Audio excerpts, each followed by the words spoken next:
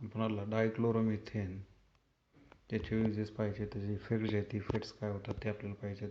तर डायक्लोरोमिथेनलाच त्या ठिकाणी मिथायलिन डायक्लोराईड कॉमन नेमिक सिस्टीममध्ये म्हटलं जातं.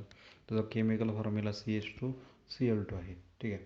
आता यामध्ये पहिला यूज आहे इथं दिलेलं आहे बघा. त्याच्यामध्ये काय डिफाईन केलेलं आहे, as an ideal solvent for many chemical reactions. बऱ्याच केमिकल रिॲक्शन्समध्ये या डायक्लोरोमिथेनचाच म्हणजेच मिथायलिन डायक्लोराईडचा वापर केला जातो, कारण की तो डिझॉल्व्ह होताना बऱ्याच साऱ्या कंपाऊंड्समध्ये काय होतं, तर डिझॉल्व्ह होते. ठीक आहे. देन सेकंड यूज बघा काय दिलेलं आहे, as a degreaser and paint remover. Paint remove करण्यासाठी किंवा डिग्रेसर म्हणून या मिथायलिन डायक्लोराईडचा यूज केला जातो. त्याचबरोबर next use decaffeinate tea and coffee. Coffee जे आहे किंवा तुमचं टी असेल त्याच्यामधलं कॅफिन काढून टाकण्यासाठी या मिथायलिन डायक्लोराईडचा किंवा डायक्लोरोमिथेनचा वापर केला जातो. नेक्स्ट जो आहे तो aerosol spray propellant as it is हे व्होलाटाईल असल्यामुळे त्या ठिकाणी एरोसल स्प्रेमध्ये या डायक्लोरोमिथेनचा वापर केला जातो. द नेक्स्ट शेवटचा यूज त्याच्यामध्ये काय दिले, fumigant pesticide for grains and strawberries. तुमचे धान्य असतील किंवा स्ट्रॉबेरीज असतील, त्या स्ट्रॉबेरी किंवा धान्यांवरती धुरासारखं जे आहे, फ्युमिगंट म्हणजे धूर. ठीक आहे. मग हे फ्युमिगंट पेस्टिसाईड म्हणून त्या मिथायलिन डायक्लोराईडचा वापर केला जातो.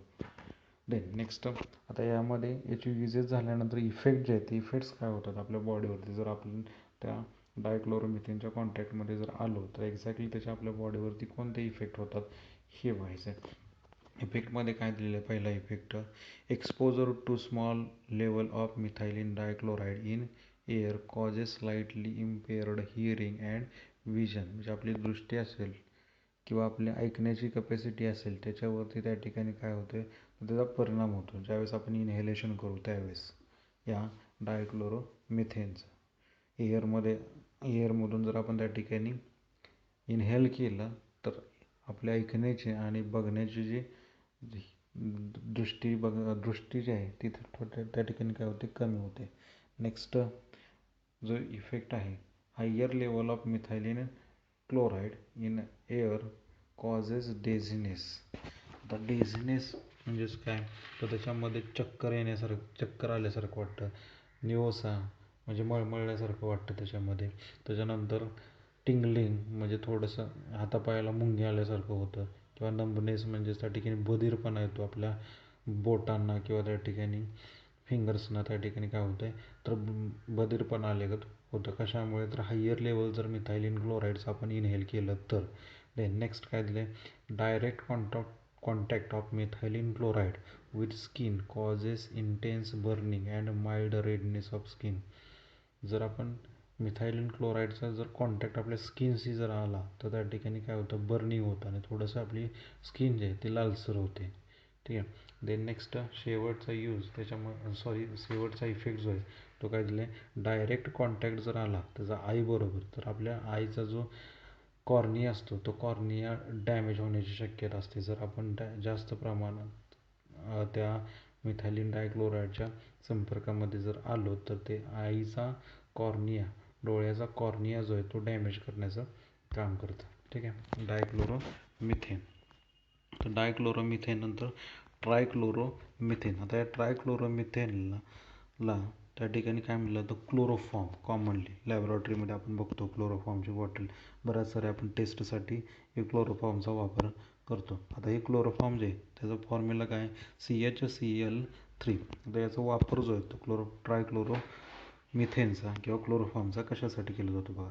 सॉल्वंट म्हणून त्या ठिकाणी फार्मास्युटिकल इंडस्ट्रीज आहे, त्या फार्मास्युटिकल इंडस्ट्रीजमध्ये बऱ्यापैकी वापरलं जातं. मग त्यामध्ये प्रोडक्शन ऑफ पेस्टिसाईड असेल किंवा डायज असतील, डायज प्रिपरेशनसाठी आणि पेस्टिसाईडच्या प्रिपरेशनसाठी या क्लोरोफॉर्मचा वापर केला जातो, टॉक्झिक नेचरचं असल्यामुळे. ठीक आहे. पेस्टिसाईड्समध्ये वापरलं जातं. Then in the production of freon refrigerant, म्हणजे फ्रिऑन जे आहेत ते फ्रिऑन्स प्रिपेअर करण्यासाठी या ट्रायक्लोरोमिथेनचा वापर केला जातो. रेफ्रिजरंटमध्ये जे कूलंट वापरले जातात ते कूलंट कोण असतात, तर फ्रिऑन्स असतात. हे फ्रिऑन्स जे आहेत हे फ्रिऑनच्या प्रिपरेशनसाठी या ट्रायक्लोरोमिथेनचा वापर केला जातो क्लोरोफॉर्मचा. मग त्यामध्ये क्लोरोफॉर्मपासून क्लोरोफ्ल्युरोमिथेन जे ते प्रिपेअर केलं जातं R22 ते त्यांनी सांगितलेलं आहे. कशापासून? या क्लोरोफॉर्मपासून. ठीक आहे. देन नेक्स्ट काय सांगितलं? Use as a source of dichlorocarbene. Dichlorocarbene जे ते डायक्लोरोकार्बिन प्रिपेअर करण्यासाठी या क्लोरोफॉर्मचा वापर केला जातो. डायक्लोरोकार्बिन हे जे आहे हे मेकॅनिझममध्ये दिलेलं आहे बघा. कोलबेज मेथड जे आहे आपण फेनॉल टॉपिकमध्ये बघितलेलं आहे, तिथं डायक्लोरोकार्बिन तिथं त्या मेकॅनिझममध्ये आहे बघा. ठीक आहे. नेक्स्ट इफेक्ट जे आहेत ते इफेक्ट्स काय होतात बघा आपल्या बॉडीवरती, शरीरावरती. Chloroform which was used as an anaesthetic in earlier days. म्हणजे सुरुवातीला क्लोरोफॉर्मचा वापर ॲनास्थेटिक भूल देण्यासाठी केला जात होता. त्याच्यानंतर त्याची टॉक्झिक नेचर किंवा टॉक्झिसिटी त्याची लोकांना कळल्यानंतर या क्लोरोफॉर्मला पुन्हा रिप्लेस कशाने केलं? तर इथरने. आता नाव रिसेंट डेज इथरचा वापर जो आहे तो ॲनेस्थेटिया म्हणून त्या ठिकाणी केला जातो. भूल देण्यासाठी ॲनेस्थेटिक एजंट जो आहे तो म्हणजे इथर वापरला जातो. पहिल्यांदा सुरुवातीला क्लोरोफॉर्मचा वापर केला जात होता, पण त्याच्यावरती त्या क्लोरोफॉर्मच्या शरीरावरती ॲडव्हर्स इफेक्ट होते म्हणून त्या क्लोरोफॉर्मला च्या जागेवरती इथरचा वापर केला जातो आता सध्या. Chloroform is always stored in a dark amber coloured bottle. म्हणजे अंबर कलरची बॉटल असेल त्या अंबर कलरच्या बॉटलमध्येच या क्लोरोफॉर्मला ठेवलं जातं. ज्यावेळेस आपण त्या अंबर कलरच्या बॉटलमधून किंवा दुसरी जर बॉटल कोणती वापरली आपण, ग्लास बॉटल, तर त्या ठिकाणी काय होतं, त्याच्यामधून ज्यावेळेस सनलाईट पास होते त्यावेळेस त्या ठिकाणी पॉयझनस कंपाऊंड फॉर्म होतं किंवा पॉयझनस त्या ठिकाणी गॅस जो आहे तो गॅस त्या ठिकाणी फॉर्म होतो. मग त्यालाच फॉक्सिजन म्हणतात. आणि हा फॉक्सिजन जो आहे तो आपल्या शरीरावरती काय करतो? इफेक्ट करतो पॉयझनस गॅस. त्याच्यामुळे या क्लोरोफॉर्मला काय केलं जातं? स्टोअर करताना डार्क अंबर कलरच्याच बॉटलमध्ये त्या ठिकाणी काय केलं जातं? स्टोअर केलं जातं. किंवा कारण की त्याचा कॉन्टॅक्ट जो आहे तो सनलाईट किंवा एअर बरोबर येऊ नये. जर सनलाईटच्या किंवा एअरच्या कॉन्टॅक्टमध्ये आला तर त्या ठिकाणी त्याचं कन्व्हर्जन फॉक्सिजनमध्ये होतं. आणि फॉक्सिजन म्हणजेच काय असतं? तर रंगहीन विषारी वायू असून त्या विषारी वायूचा आपल्या शरीरावरती काय होतं? ॲडव्हर्स इफेक्ट होतो. ठीक आहे. Then if mixed with air, जे हे क्लोरोफॉर्म जे आहे ते एअर बरोबर मिक्स केल्यानंतर काय होतं? Chloroform is hazardous and causes headache and fatigue. म्हणजे डोकेदुखी असेल किंवा थकवा जो आहे तो थकवा येतो कशामध्ये? जास्त इनहेल केल्यानंतर. आणि जर आपण जास्त टाईम त्या क्लोरोफॉर्मचं इनहेलेशन जर केलं तर त्याचा इफेक्ट जो आहे तो आपली सेंट्रल नर्वस सिस्टीम आहे त्या सेंट्रल नर्वस सिस्टीमवरती सुद्धा त्याचा इफेक्ट होतो. हे त्याच्यामध्ये युजेस आणि इफेक्ट्स दिलेले आहेत. युजेस आणि इफेक्ट जे आहेत त्याच्यावरती तुम्हाला MCQचे क्वेश्चन शक्यतो विचारले जातात. डायरेक्ट क्वेश्चन तुम्हाला विचारला जात नाही. विचारला तर 1 मार्काला यूज जो आहे तो विचारला जातो. जनरली विचारताना क्लोरोफॉर्मचाच विचारला जातो किंवा फ्रिऑनचे आपण पुढे बघणार आहोत. हे क्लोरोफॉर्म जे आहे ते क्लोरोफॉर्मचे युजेस लक्षात ठेवा आणि त्याचे इफेक्ट जे आहेत ते इफेक्टसुद्धा लक्षात ठेवा. 1 मार्काला जर विचारलं तर तुम्हाला 2 युजेस लिहावे लागतील. आणि जर त्या ठिकाणी इफेक्ट आणि युजेस विचारलं 2 मार्काला तर 2 इफेक्ट आणि 2 युजेस त्या ठिकाणी तुम्हाला लिहावे लागतील.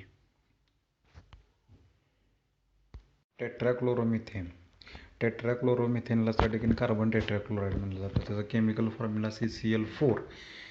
आणि ह्याचं प्रोडक्शन जे आहे कार्बन टेट्राक्लोराईडचं रिॲक्शन आपण सुरुवातीलाच टॉपिकच्या पाहिली होती. मिथेनचं क्लोरिनेशन केलं होतं इन प्रेझेन्स ऑफ सनलाईट.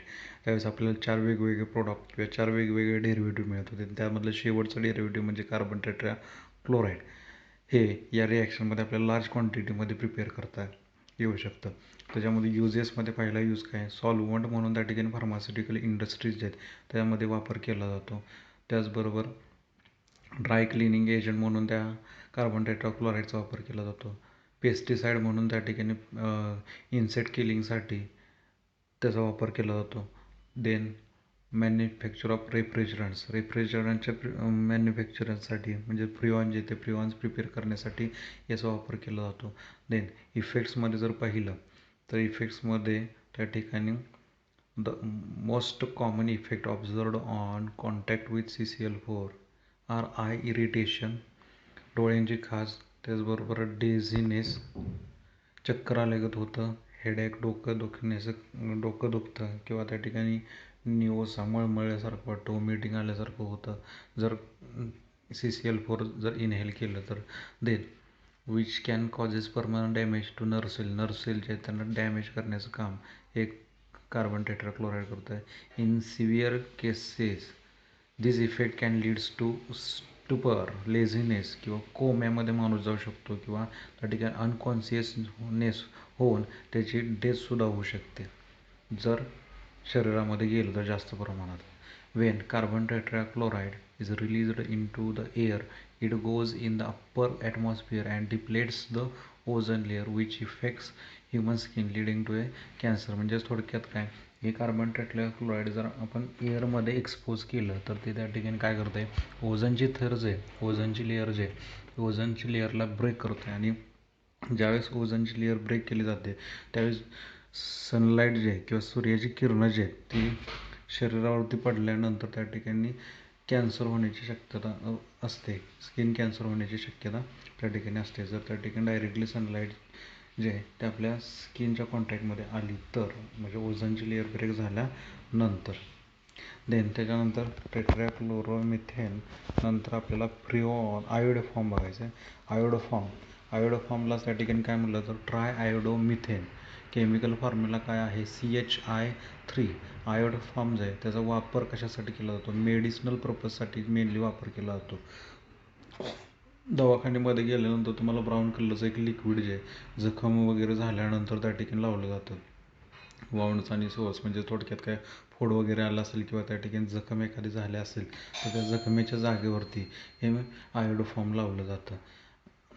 त्याची अँटीसेप्टिक प्रॉपर्टी कशामुळे होते तर फ्री आयोडीन जे आहेत ते फ्री आयोडीनचं लिबरेशन झाल्यामुळे तो त्या ठिकाणी अँटीसेप्टिक म्हणून त्या ठिकाणी ह्या आयोडोफॉर्मचा वापर केला जातो. On small scale it is used as disinfectant म्हणून सुद्धा त्याचा वापर केला जातो फ्लोअर क्लीन करण्यासाठी. Then effect, it has strong smell. एवढाच फक्त त्याचा इफेक्ट आहे, स्ट्रॉंग ओडर असतो त्याचा. देन नेक्स्ट फ्रिऑन्स महत्त्वाचा पॉईंट आहे बघा, याच्यावरती क्वेश्चन जो आहे तो विचारला जातो फ्रिऑन्सवरती.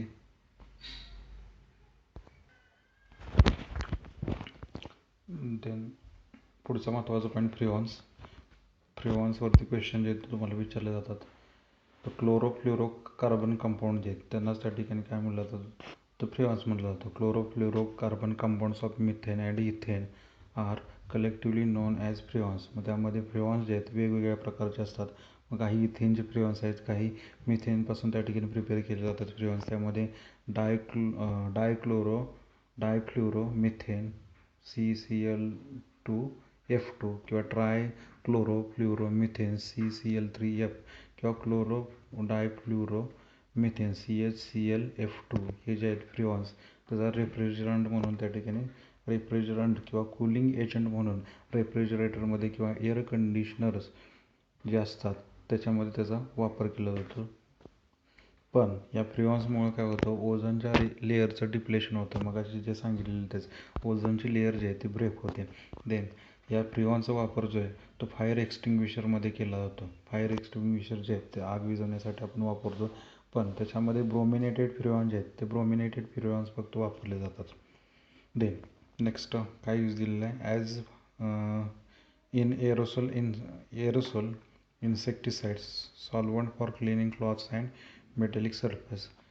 इन्सेक्टिसाइड्समध्ये त्या ठिकाणी एरोसोल म्हणून त्याचा वापर केला जातो. Then solvent for cleaning cloth and metallic surface.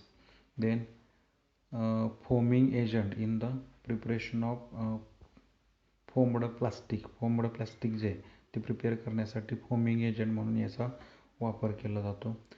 And the production of certain फ्लोरोकार्बनच्या प्रोडक्शनसाठी एक ह्या फ्रिऑनचा वापर केला जातो. फ्रिऑन नंतर नेक्स्ट जो आहे तो शेवटचा पॉईंट आपल्याला बघायचा आहे DDT. हे जे ॲब्रिवेशन जे आहे किंवा त्याचं नेम जे प्यारा डायक्लोरो डायफिनाइल ट्रायक्लोरो इथेन हे त्याचं त्या ठिकाणी IUPAC नेम आहे. ठीक आहे. आणि त्याचा शॉर्ट फॉर्म जो आहे तो DDT इथं दिलेला आहे स्ट्रक्चर बघा. यामध्ये हे जे स्ट्रक्चर जे आहे त्या स्ट्रक्चरमध्ये बघा, पॅरा डायक्लोरो फिनाइल ट्रायक्लोरो इथेन. आता यामध्ये इथेन हा पॅरेंट आहे बघा. आपला जर एखादा फंक्शनल ग्रुप किंवा सबस्टुडंट इथं हॅलो सबस्टुडंट आहे, त्यामुळे इथेन हा त्या ठिकाणी पॅरेंट होणार आहे. फर्स्ट पोझिशनला 3 क्लोरीन ॲटम आहेत. देन सेकंड पोझिशनला कोण आहे तर फिनिल रिंग्ज आहेत. मग ह्या 2 फिनिल रिंग्ज आहेत, सेकंड कार्बनवरतीच आहेत, आणि त्या फिनिल रिंगला पॅरा पोझिशनला कोण आहे क्लोरीन आहे, बरोबर. मग पॅरा म्हणजे P, डाय क्लोरो 2 क्लोरीन ॲटम पॅरा पोझिशनला 2 फिनिल रिंगचे आहेत, म्हणून त्या ठिकाणी PP डायक्लोरो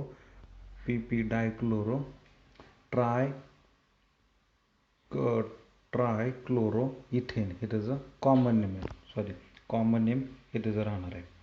आणि IUPAC सिस्टीममध्ये त्याचं नॉमेनक्लेचर जे ते वेगळं आहे. नंबरिंग प्रमाणे फर्स्ट आणि सेकंड या कार्बन ॲटमला फर्स्ट नंबर जाईल आणि याला सेकंड नंबर जाईल, त्याप्रमाणे त्याचं नॉमिंग केलं जातं.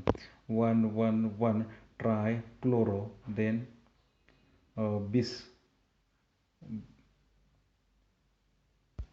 त्याच्यामध्ये नॉमेनक्लेचर मी नंतर सांगेन एक्झॅक्टली त्याचं. देन त्याच्यामध्ये युजेस जे आहेत ते युजेस कोणते मेन्शन केलेले बघा. पहिला यूज काय दिलेला आहे, DDT is used as insecticide against malaria. मलेरियामध्ये इन्सेक्टिसाइड म्हणून त्याचा वापर केला जातो. It is widely used for sugarcane and fodder crops and to kill mosquitoes, houseflies and other insects due to its high and specific toxicity. टॉक्झिसिटी त्याची जास्त असल्यामुळे sugar केनमध्ये, ऊसाच्या शेतामध्ये किंवा तुमचे फोडर क्रॉप जे असतात त्या फोडर क्रॉप्समध्ये याचा वापर केला जातो, मॉस्किटोज किंवा हाऊसफ्लाईज किंवा दुसरे इन्सेक्ट जे ते किल करण्यासाठी. देन इफेक्ट जे आहेत इफेक्ट्स काय होतात, many species of insects have developed resistance to DDT. म्हणजे आपण एखादं औषध जर पुन्हा तेच जर घेत राहिलो तर त्या ठिकाणी ते जे आहे ते त्याच्यावरती इफेक्ट करत नाही, शरीरावरती इफेक्ट करत नाही. म्हणजे थोडक्यात काय, थोड्या वेळाने त्याचा इफेक्टच होणं शरीरावरती बंद होतं. तसं आहे DDT side. It is not completely biodegradable, that is it is not very rapidly metabolised bye animal, instead deposited and stored in the fatty tissue. म्हणजे ॲनिमल जे आहेत ज्यावेळेस फीड करतात, ते चारा वगैरे खातात, त्यावेळेस ते कम्प्लिटली डिग्रेड होत नाही, आणि ते जे न डिग्रेड झालेलं तुमचं DDT असेल ते फॅटी टिश्यू जे आहे त्या फॅटी टिश्यूमध्ये जाऊन डिपॉझिट होतं, आणि त्याचा इफेक्ट जो आहे तो शरीरावरती होतो. मग if it exist for a long time in soil, plants and animals as it produces unfairness ecological system. आणि त्याचा इफेक्ट जो आहे तो इकॉलॉजिकल सिस्टीमवरती होतो जर सॉईलमध्ये मिसळलं किंवा प्लॅन्टमध्ये किंवा ॲनिमलच्या बॉडीजमध्ये, तर ते जर तसं जर राहिलं तर त्याचा इफेक्ट जो आहे तो इकॉलॉजिकल सिस्टीमवरती होतो आहे. It is replaced by better and safer insecticide due to the ecological problem. त्याचा इकॉलॉजिकल प्रॉब्लेममुळे दुसऱ्या इन्सेक्टिसाइडने त्याची जागा घेतलेली आहे. त्याचं नॉमेनक्लेचर बघा राहिलं होतं DDTचा IUPAC nomenclature. 111 trichloro ethane, 111 trichloro ethane. एक मिनटं. फर्स्ट पोझिशनला या कार्बन ॲटमवरती 3 क्लोरीन ॲटम आहेत, म्हणून 111 एकाच कार्बन ॲटमवरती 3 क्लोरीन ॲटम आहेत, 111 ट्रायक्लोरो. देन सेकंड कार्बन ॲटमला 2 फिनिल रिंग आहेत, बरोबर, 2 वेगवेगळे सिमिलर ग्रुप्स आहेत, म्हणून त्या ठिकाणी बिस वापरलं जातं बघा. सेकंड कार्बन ॲटमवरती 2 रिंग आहेत म्हणून 2 आणि 2 बिस, 2 आहेत म्हणून बिस. देन दोन्ही पण रिंगला फोर्थ पोझिशनला क्लोरीन ॲटम आहे, ब्रॅकेटमध्ये 4 क्लोरो फिनाईल, 4 क्लोरो फोर्थ पोझिशनला क्लोरीन ॲटम आहे, आणि ही फिनिल रिंग आहे, सबस्टिट्यूएंट असल्यानंतर फिनिल म्हणतो, फिनिल. देन पॅरेंट कोण आहे या सिस्टीममध्ये, हा इथेन पॅरेंट आहे. पुन्हा एकदा बघा 111 ट्रायक्लोरो, 111 ट्रायक्लोरो. देन बिस 4 क्लोरो फिनाईल इथेन, हे त्याचं IUPAC नेम राहील. पुन्हा एकदा सांगतो बघा 111 ट्रायक्लोरो 22 बिस 4-क्लोरोफिनाइल इथेन हे त्याचं IUPAC नोमेनक्लेचर आहे. देन याच्यानंतर हा जो आपला टॉपिक जो आहे तो फिनिश झालेला आहे. नेक्स्ट लेक्चरला आपण पुढचा टॉपिक स्टार्ट करूया. याच्यामध्ये काय अडचणी असतील, शंका असतील, कलेक्टिवली पुन्हा नंतर एकत्रित सगळ्या शंका विचारल्या तरी चालतील. सगळे व्हिडिओ लेक्चर जे आहेत या टॉपिकचे पहा. आपण क्लासरूममध्ये सुद्धा हा टॉपिक जो आहे तो बऱ्यापैकी घेतला होता. निम्मा जो राहिलेला पार्ट जो आहे तो आपण व्हिडिओ लेक्चर थ्रू घेतलेला आहे. व्हिडिओ लेक्चरमध्ये सगळेच पॉईंट्स क्लिअर होतील असं नाही. जर काही त्याच्यामध्ये शंका असतील तर पर्सनली मला विचारल्या तरी चालेल. आणि हा आपला टॉपिक जो आहे हॅलोजन डेरिव्हेटिव्ह हा फिनिश होतो या ठिकाणी. कुठला जर पॉईंट त्यामध्ये राहिला असेल तर तो मला सांगा, तो पुन्हा घेतला जाईल. किंवा पर्सनली मला विचारलं तरी चालेल किंवा मेसेज केला तरी चालेल. काही शंका असतील, अडचणी असतील या टॉपिकच्या रिगार्डिंग तर विचारा. हा खूप महत्त्वाचा टॉपिक आहे सगळ्याच एक्झामच्या दृष्टीने. याच्यावरती बऱ्यापैकी क्वेश्चन जे आहेत ते तुमचे विचारले जातात. कुठले कुठले महत्त्वाचे पॉईंट जे आहेत ते तुम्हाला वेळोवेळी मी सांगितलेले आहेत. तरी पण त्यातून काही जर शंका राहत असतील तर सगळ्या एकदमच शंका एका पेपरवरती नोट डाऊन करा आणि नोट डाऊन केल्यानंतर त्या ठिकाणी मला शेअर करा किंवा हे पॉईंट समजले नाही, त्याच्यामध्ये इथं हे डिफिकल्टी आलेलं आहे ते सर एक्सप्लेन करून सांगा. ते तुम्हाला सांगितलं जाईल एक्सप्लेन करून. ठीक आहे. थँक्यू.